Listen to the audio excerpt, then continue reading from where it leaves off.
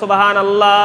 অর্থাৎ কেউ যদি আশুরার একটা রোজা রাখে, একটা রোজার কারণে রব্বুল আলামিন ওই ব্যক্তির পিছনে যে 1 বছর গুনাহ করছে, আমরা দিনের মধ্যে অনেক কবিরা সগীরা গুনাহ করে ফেলি, আল্লাহ বলে একদিন না 365 দিনের মধ্যে যে যত গুনাহ করেছে আল্লাহ আশুরার একটা রোজার কারণে আল্লাহ রব্বুল আলামিন ওই ব্যক্তির পিছনের 1 বছরের গুনাহ ক্ষমা করে দেবে। বলুন না সুবহানাল্লাহ।